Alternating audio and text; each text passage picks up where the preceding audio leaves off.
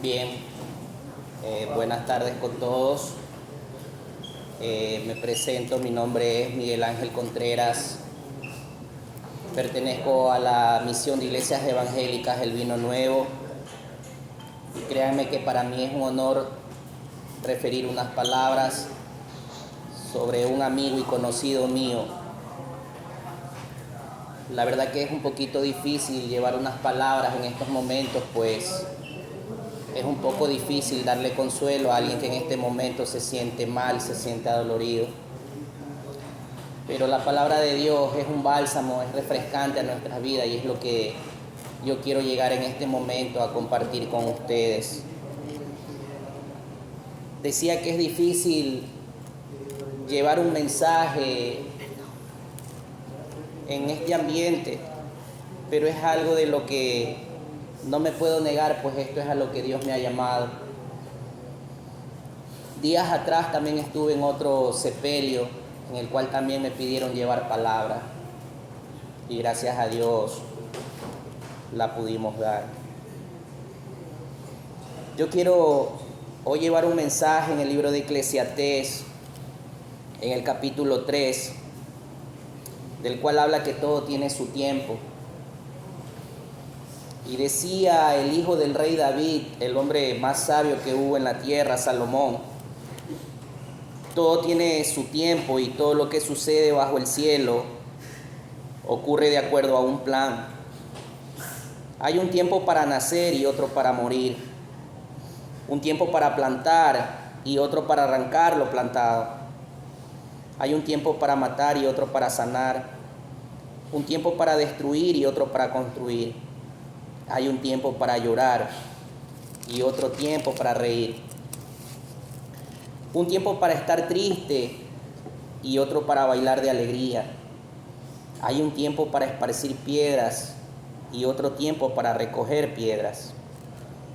Un tiempo para abrazar y otro para abstenerse de abrazar. Hay un tiempo para buscar y otro para detener la búsqueda. Hay un tiempo para guardar y otro para desechar. Hay un tiempo para rasgar y otro para coser. Un tiempo para guardar silencio y otro para hablar. Hay un tiempo para amar y otro para odiar. Y un tiempo para la guerra y otro para la paz. Padre amado, yo te doy gracias, Señor, porque tú has permitido que tu palabra sea dada aquí en este lugar, mi Dios. Tú tienes un propósito en este momento, Señor. Hay una familia que está triste y busca consuelo, Señor. Y espero que seas tú hablando en la vida de cada uno de ellos mediante tu palabra, Señor, y puedan encontrar esa paz y esa tranquilidad que solo tú sabes dar, Señor. Tu palabra dice que en el mundo tendremos aflicciones, pero que confiemos en ti porque tú has vencido al mundo, Señor. Venid a mí los que estén cargados y trabajados, que yo les daré descanso, también referiste, Señor. Y es lo que tratamos en este momento, de que tu palabra sea ese descanso, de que ellos puedan venir a tu presencia y puedan encontrar esa paz y esa tranquilidad que en estos momentos ellos necesitan, mi Dios. Te doy gracias, Señor, porque tú me has permitido estar aquí, Señor, y no me he negado a dar tu palabra, Señor. Sé tú hablando en la vida de cada uno de ellos, Dios. Que ellos no se fijen en mí, pues también soy pecador como muchos, pero redimido gracias a tu gracia, Señor. Que sean ellos viendo lo que tu palabra dice, lo que tu espíritu está para impartir en este lugar. Gracias te damos en el nombre de Cristo Jesús. Amén y amén. Ciertamente que la palabra nos deja claro que para todo hay un tiempo. Vivimos, pero no sabemos cuándo nos toca partir. Y esa es una triste realidad. Es algo que ya está dictaminado en el hombre. Dice en el libro de Hebreos 9, 27, 28, que para el hombre le es dado el morir una sola vez y después de esto iremos a juicio delante de Dios. Es una gran realidad. ¿Cuántos de nosotros conocemos aquello? ¿Cuántos de nosotros somos conscientes de que en algún momento tenemos que estar delante de la presencia de Dios. Y esto no implica una acepción de personas, tanto judío como griego, como negro, como blanco, rico, pobre, gobernantes, no gobernantes. Tenemos que ir en algún momento delante de la presencia de Dios. Nosotros sabemos qué fecha nacemos, pero no sabemos en qué tiempo Dios demandará nuestra vida para culminar la obra que Él nos encomendó aquí. ¿Cuál es la gran obra? Lo que habla en el Evangelio de Marcos es ir por todo el mundo y predicar el Evangelio, hacer discípulos. Es lo que el Señor se enfocó cuando Él vino en un momento a la tierra. Lastimosamente, muchos de los que estamos en el mundo no encontramos esa visión en Dios. No encontramos que ese trabajo sea benefactorio a nuestras vidas. Y por eso muchas veces decidimos tomar rumbos que no convienen. Espero que mis palabras no incomoden a nadie, solo trato de hablar lo que la palabra dice. Yo también fui una persona que anduvo mal, no me aparto de la realidad, pero gracias a Dios encontré la senda, que es lo que espero que en este momento cualquiera de ustedes, si el Señor así lo dispone y ustedes disponen su corazón, puedan encontrar.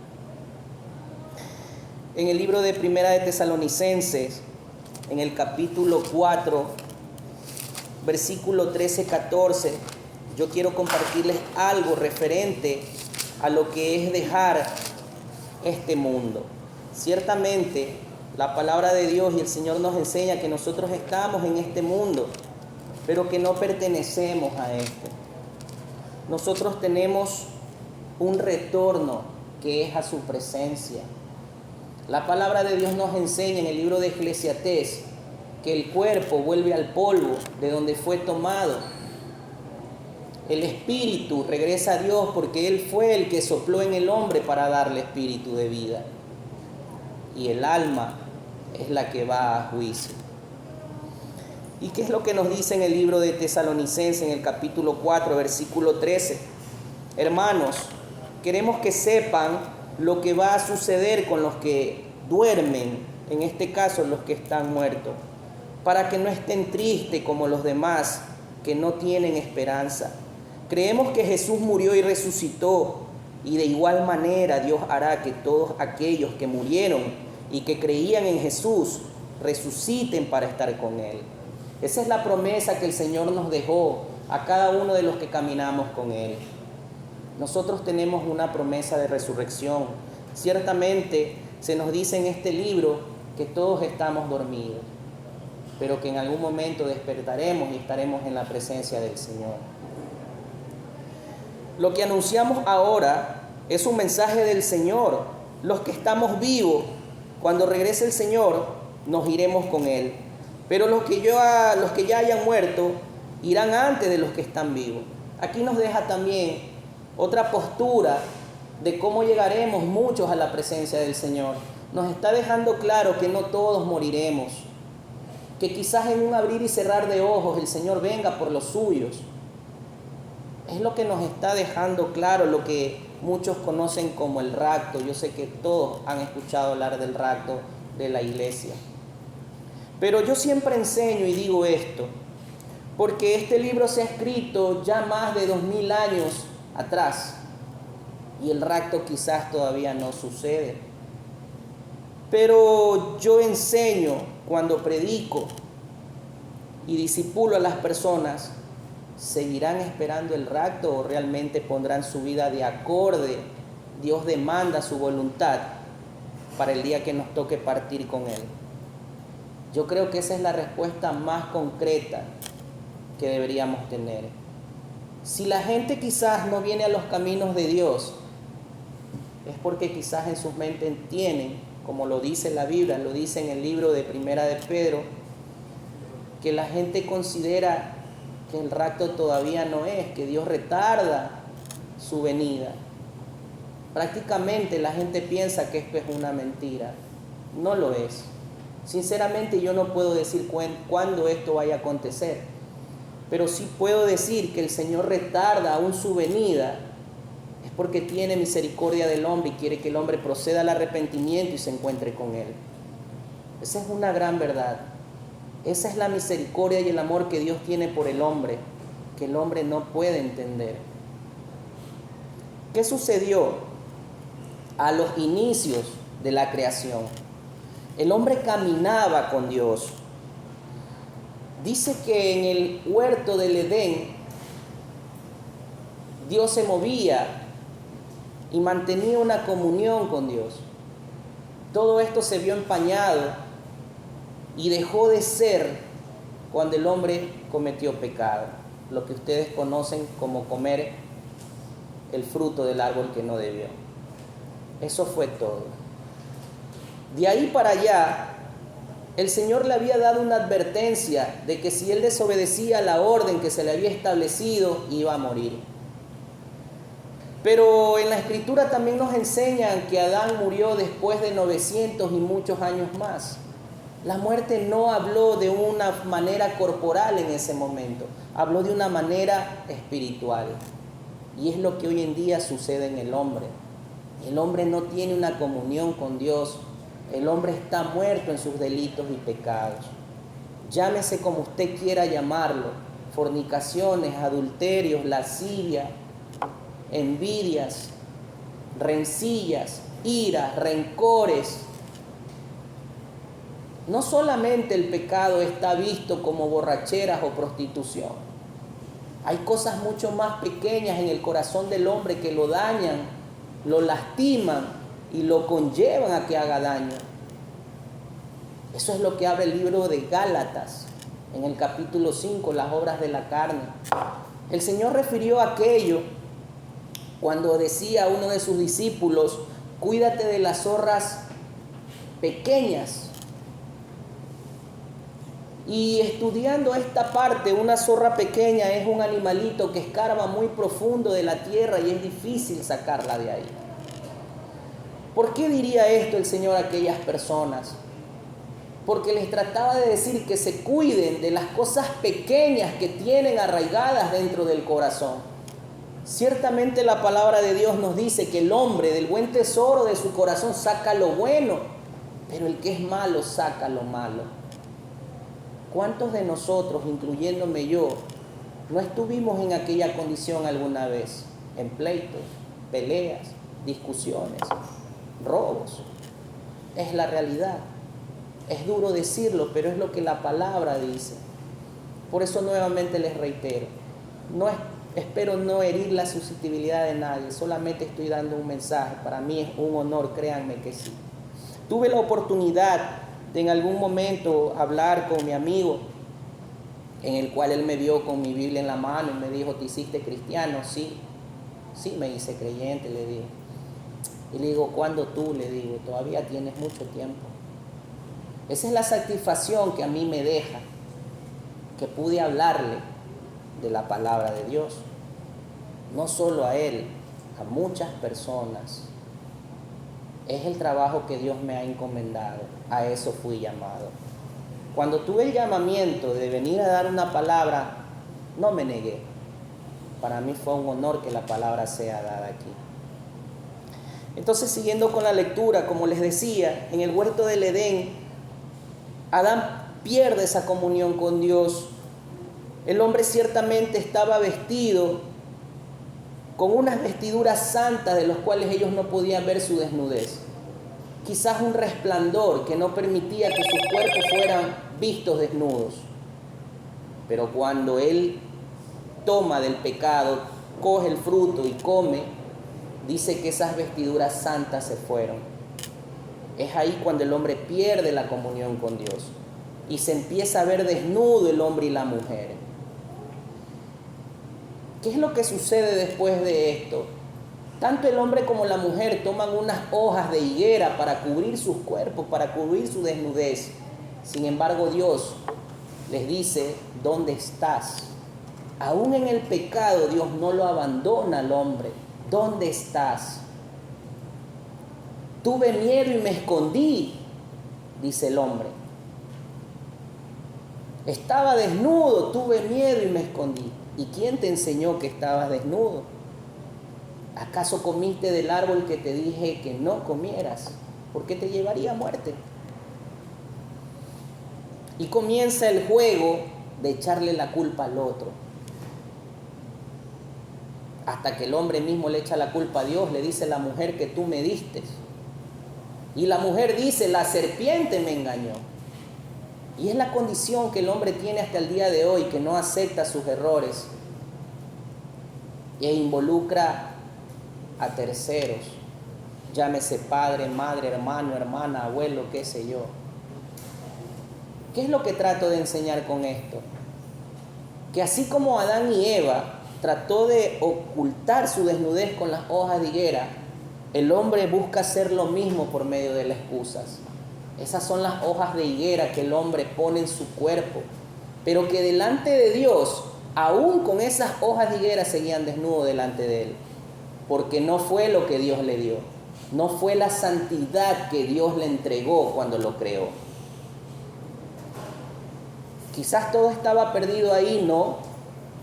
A pesar de que Dios podía ver su desnudez, aún con sus cuerpos cubiertos con estas hojas de higuera, el Señor les proporciona unas nuevas vestiduras, en las cuales se toma a un borrego y se le quita las pieles para que ellos sean cubiertos. ¿Qué es lo que trato de enseñar aquí? Que tus pecados, por más guardados que estén dentro de ti, son visibles ante los ojos de Dios. Pero que si tú vienes en arrepentimiento, Él te dará un nuevo vestido. Y en el momento que tengamos que partir, tendremos nuevamente esa santidad que Dios nos dio cuando nos creó a cada uno.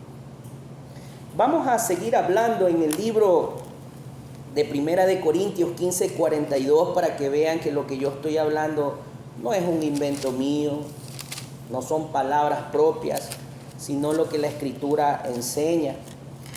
Y esto es lo que nos dice en el libro de Primera de Corintios 15, capítulo 42.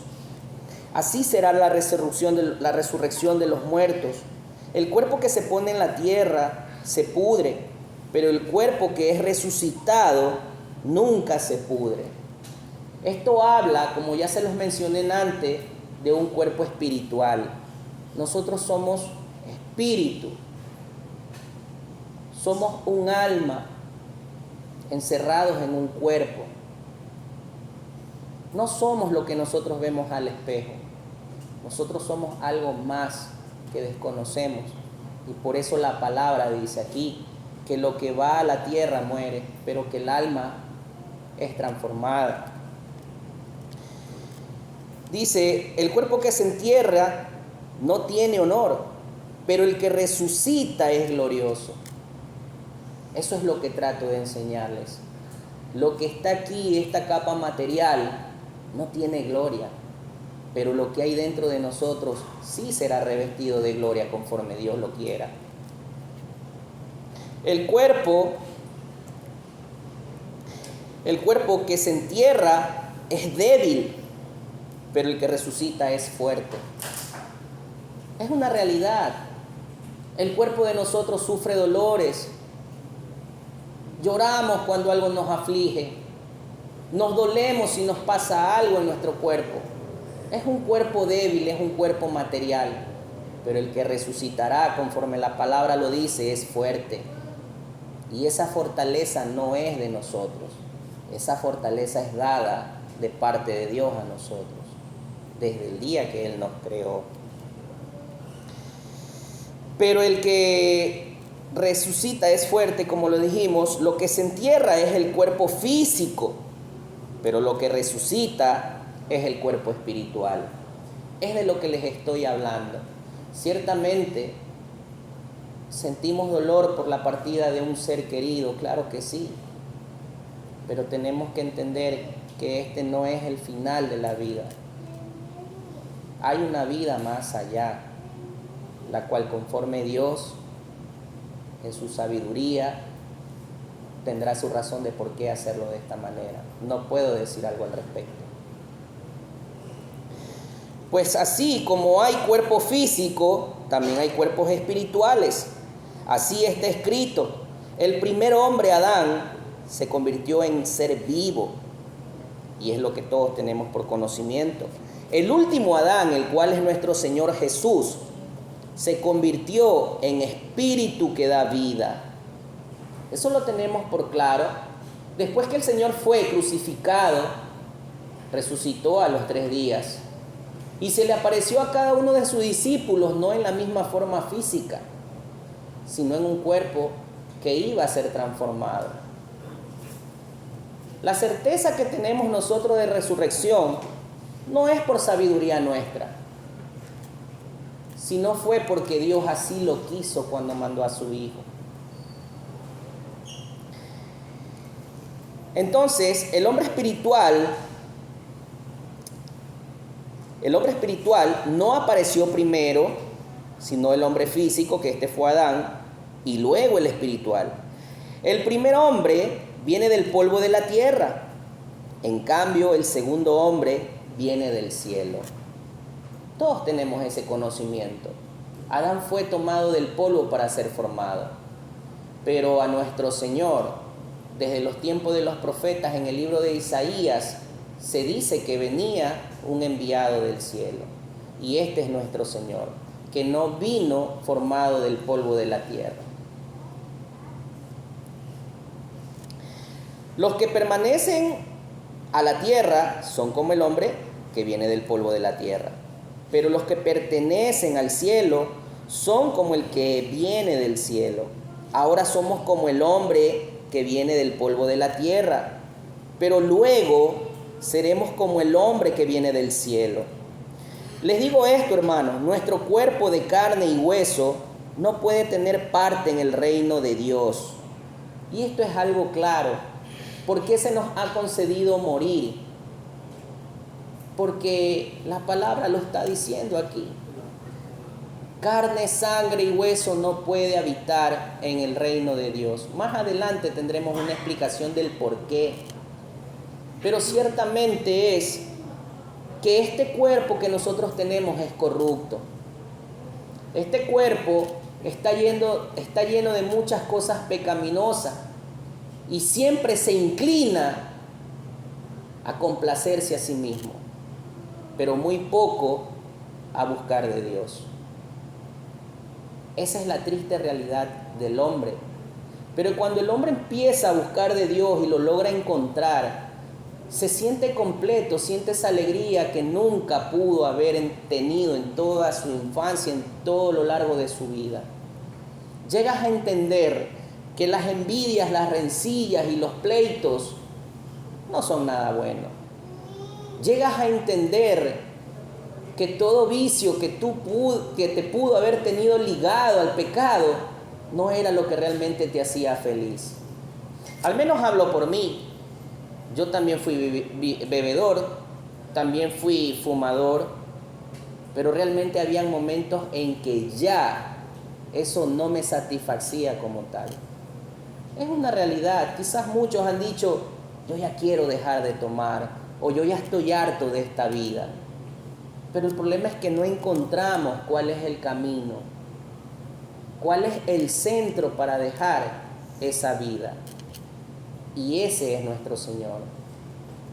Ese es el Salvador del cual Dios refirió que mandaría a los pueblos de la tierra.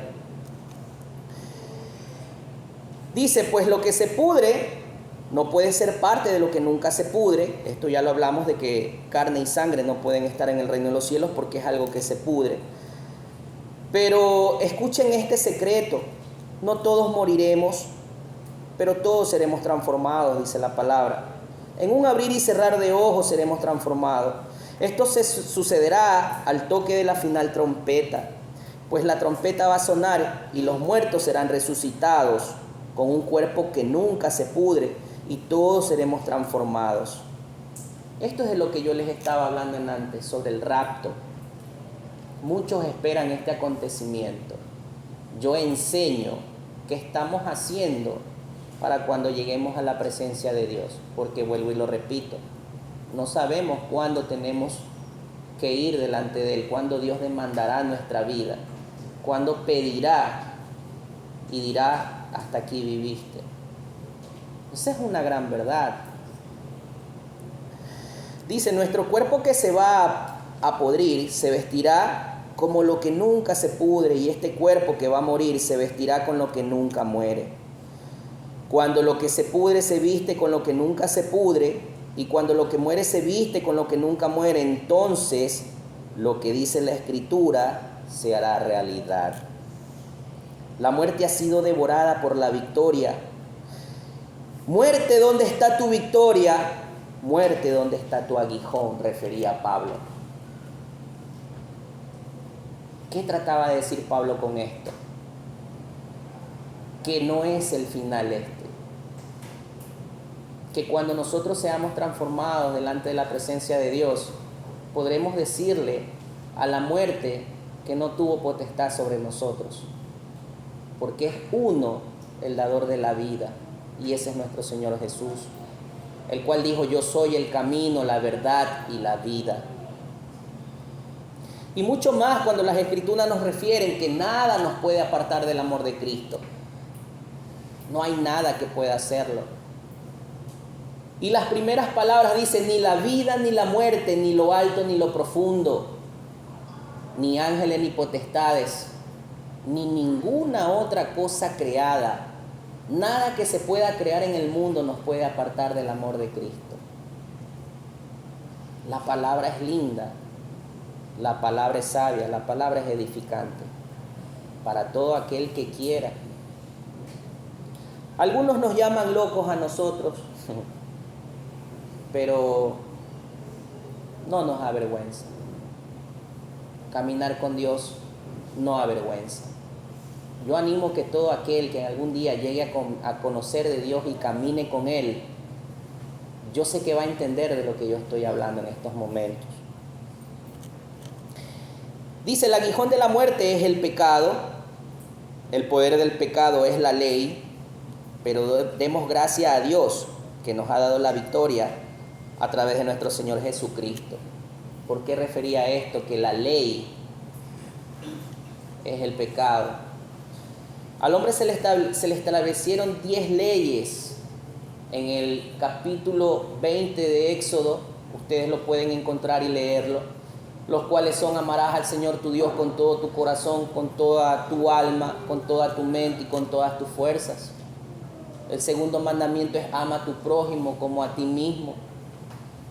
Y ya vienen los demás mandamientos: no robarás, no codiciarás a la mujer de tu prójimo, ni su casa, y todo lo demás.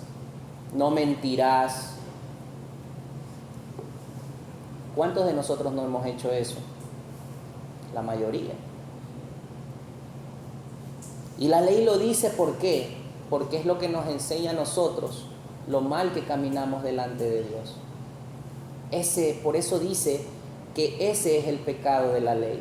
La ley nos muestra a nosotros lo cuán pecadores somos. Pero dice Pablo aquí, debemos de dar gracias a Dios que mandó a su Hijo para que por medio de Él nosotros seamos perdonados. Si dependiera la salvación de nosotros, consideraría yo que nadie se salvaría. La palabra establece y dice que no hay hombre fiel ni justo, ni aún uno. Solo Jesús. Solo Él cumplió lo que era la ley. Y por eso se llama el Cordero de Dios. Porque por medio del sacrificio que Él hizo en la cruz, todo aquel que viene a Él llega a tener redención. Entonces, ¿qué es lo que nos refiere el libro de Proverbios? Hay algo que la gente desconoce y es una triste realidad, pero gracias a Dios que estamos aquí reunidos y ustedes pueden tener esta enseñanza. Dice aquí, respetar al Señor es el principio de la sabiduría. Reina Valera lo refiere: el principio de la sabiduría es el temor a Dios. no se nos está refiriendo que tengamos miedo, sino que tengamos una reverencia delante de Él, que le busquemos a Él. Ese es el principio de la sabiduría. Ese es el todo que el hombre necesita para poder encontrar el camino, esa senda que tanto busca. Y en el mismo capítulo, en el versículo 20, nos dice nuevamente lo mismo. La sabiduría grita en las calles, levanta su voz en las plazas. ¿Cuántos de nosotros no hemos escuchado cristianos creyentes en las calles, afuera de tu casa, predicando la palabra? Para muchos es hostigoso, lo digo así porque yo era uno de aquellos antes de conocer al Señor que me hostigaba. Pero ahora que yo estoy en esta postura, cuánta razón tienen ellos y cuánto es el amor y la misericordia de Dios que manda su palabra hasta tu casa para que encuentres aquella sabiduría que te hace falta. Qué increíble que es Dios, qué increíble que es el Señor. Yo no les hablo de mí mismo, les hablo de lo que el Espíritu está poniendo en mi boca. Y espero que llegue a inquietar en sus corazones y en sus vidas, no por nada malo, sino porque realmente usted pueda decir: estoy caminando conforme Dios quiere que camine. Esa es la realidad. En el libro de Romanos 5:1 se nos dice algo que es muy claro. Como se los dije, no hay nada que nosotros podamos hacer delante de Dios que nos pueda justificar. Sin embargo, la palabra nos deja algo establecido. Una vez que el hombre pecó,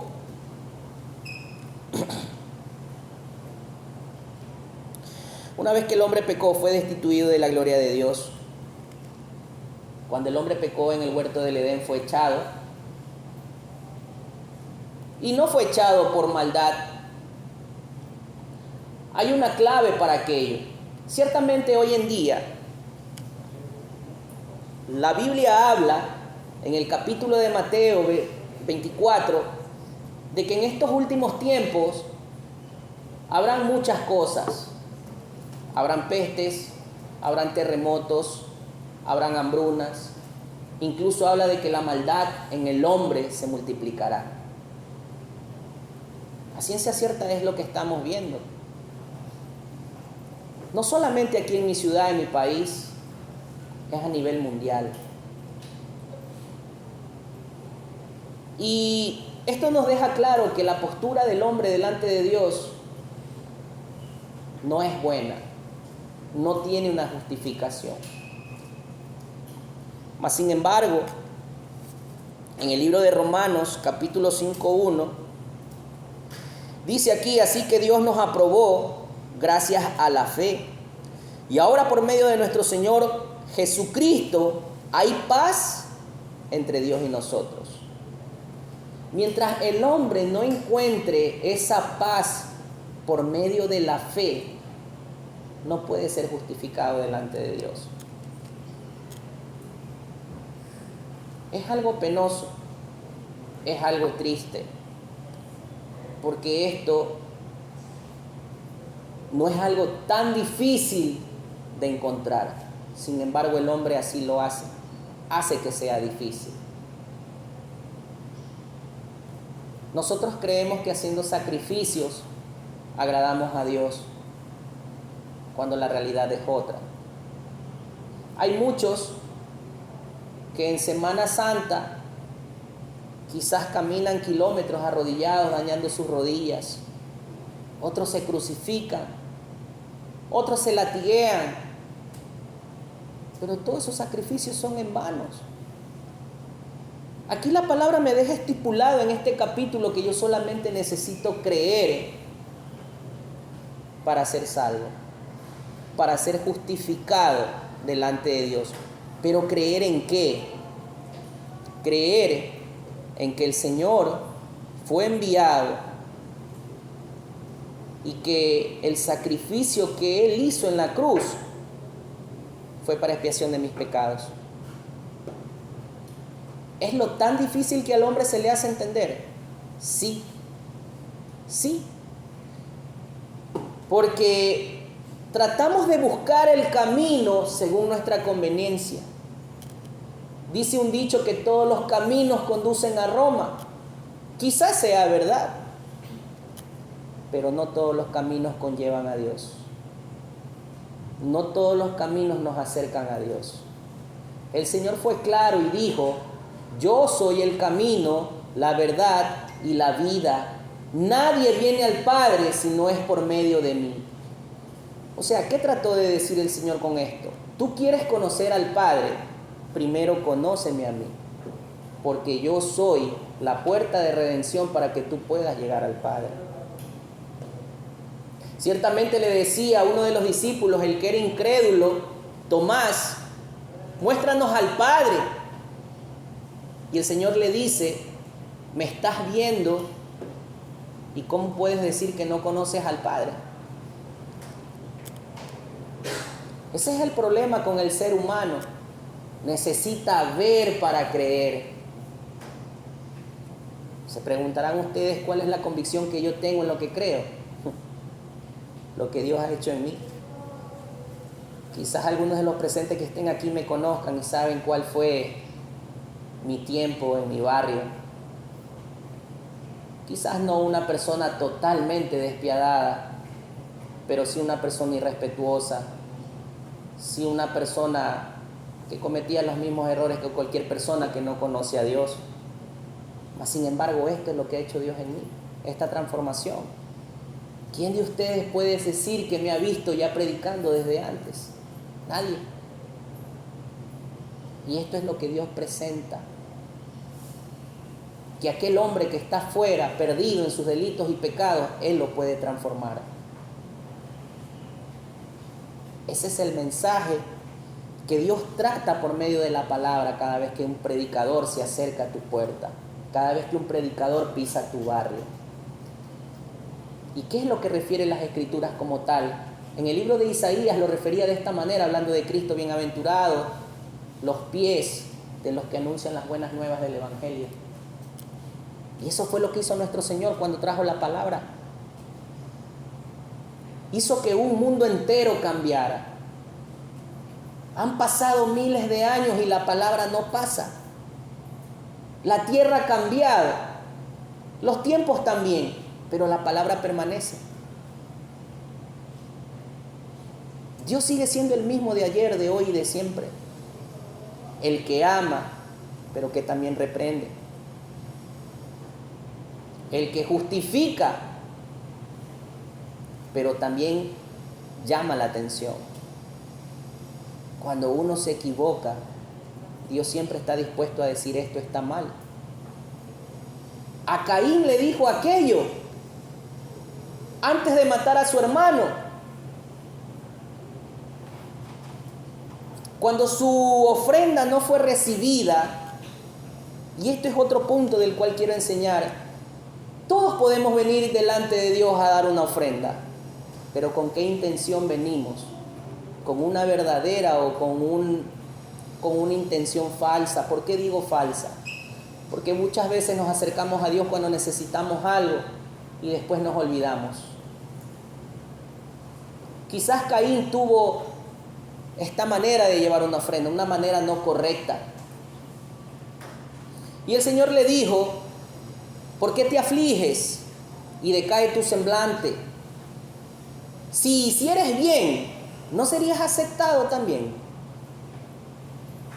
Si nosotros no hiciéramos bien delante de Dios, ¿no seríamos también aceptados por Él? Claro que sí. Y viene la advertencia de la cual el Señor le habla. Pero ojo, que el pecado está a la puerta y se quiere enseñorear de ti. Es una advertencia que a todos se nos dice. El pecado está ahí. No le dice el Señor: ve y apártate. No, el pecado está ahí y te quiere dominar. lo que trata de decirle, no concedas a aquello. Es prácticamente lo mismo que le dijo, no coman del fruto del bien y el mal. Hoy en día la predicación es distinta, pero el contenido es el mismo. Apartémonos de los malos caminos, de las sendas que no convienen. Busquemos la redención en Dios. Tengamos paz con Dios. Es el mensaje que siempre se predica. En Mateo 7, 13, 14, nos refiere a algo que es muy lindo. Y habla de dos caminos.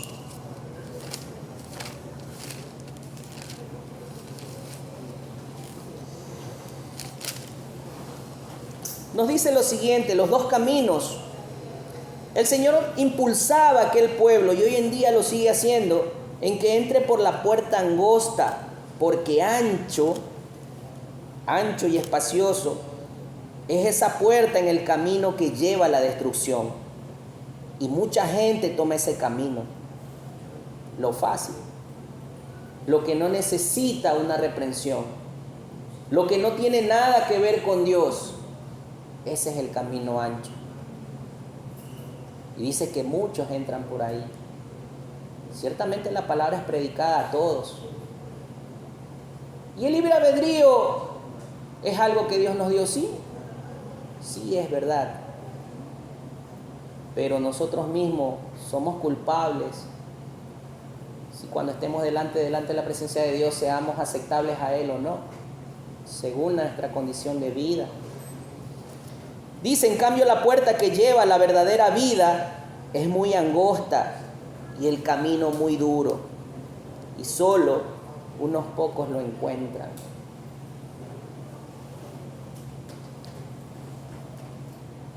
¿Qué les puedo decir sobre este camino que es estrecho?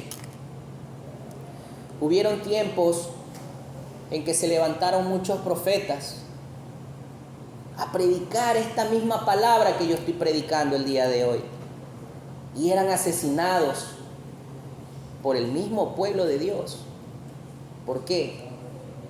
Porque se sentían ofendidos cuando el profeta iba y hablaba por medio de Dios y les decía los pecados que estaban cometiendo. Hoy en día hay cristianos que son muertos, hay creyentes que son muertos, porque a la gente no le gusta que le digan qué está haciendo mal. La palabra no cambia. Al mismo Jesús lo crucificaron por aquello.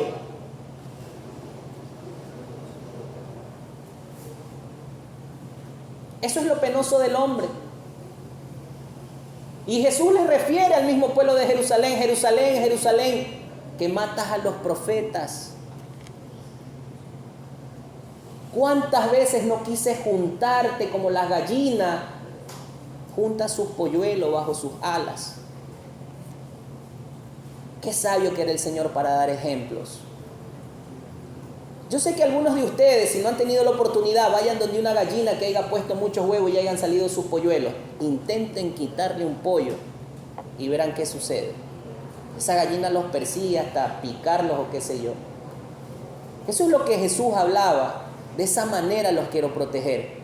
Pero ustedes, cada profeta que yo mandaba, lo mataban.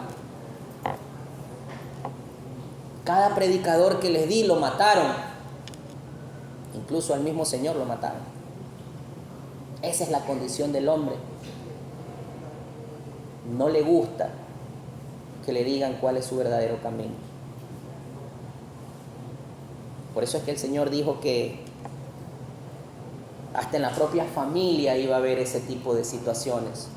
Cuando uno se vuelve creyente, tiene situaciones en su propia casa de que ni sus padres lo aceptan, lo rechazan por pensar diferente, por ya no compartir de lo que ellos compartían. Y es ahí cuando el Señor dice que el que persevere hasta el fin, ese va a ser salvo. Que no te importe lo que digan los demás, sino que te importe lo que tú estás haciendo. Es tu salvación, la salvación es individual. Entonces, para finalizar, voy a leer algo en el libro de Apocalipsis que espero pueda dar consuelo a esta familia, lo cual se nos dice: Él secará todas sus lágrimas y ya no habrá muerte, ni sufrimiento, ni llanto, ni dolor, porque el mundo que existía antes ya desaparecerá. Llegará un momento en que esta tierra que conocemos dejará de ser. Sin duda muchos están en este momento de una manera dolorosa. Así como el Señor nos refiere en el libro de Apocalipsis que Él enjugará toda lágrima, y enjugar toda lágrima quiere decir que venga una persona a darte consuelo, una persona que seque tus lágrimas, que entienda lo que estás pasando y que te diga: siéntete tranquilo, porque aquí ya no hay más muerte, ya no hay más enfermedad, todo eso terminó. Ahora estás bajo mi cobertura. Y eso es lo que el Señor trata de decirles. Ustedes necesitan consuelo, sí lo necesitan, pero yo estoy aquí para que puedan encontrar ese consuelo en mí. Lo dice el Señor, no yo, por medio de su palabra. Si alguno quiere venir en pos de mí, niéguese a sí mismo, tome su cruz y siga. Son las palabras que el Señor refirió a su pueblo. Niéguese a sí mismo, tome su cruz y siga. Para yo venir delante de los caminos de Dios, tuvieron que pasar muchas cosas. Y tuve que dejar muchas cosas también. Eso es negarse a sí mismo. Dejar lo que no conviene por lo que de veramente conviene, que es la vida que el Señor promete a todos los que le siguen. Me apena mucho, y se los digo de corazón, ver en esta situación a uno de mis amigos. Pero me llevo la satisfacción de que pude hablarle el Evangelio, y que aún esto que ha pasado el día de hoy ha servido para hablarle al resto de su familia.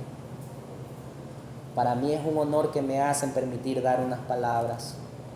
No solamente las digo yo, de parte de mi familia también me dijeron que refiero unas palabras, porque también fue gran amigo de mi tía,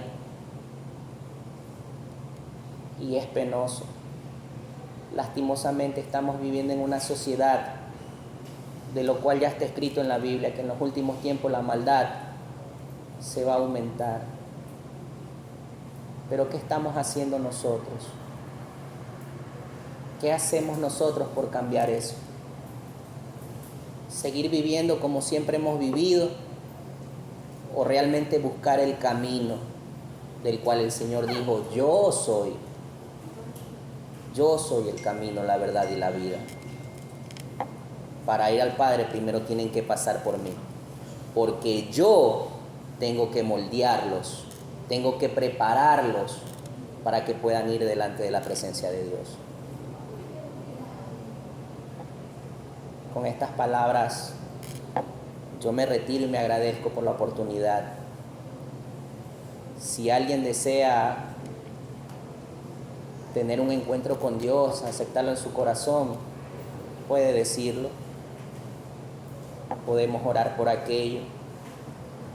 Si no, es muy respetable. Si alguien quiere que yo le lleve la palabra en su hogar, con gusto lo haré, porque a eso yo fui llamado. Tengan buenas tardes.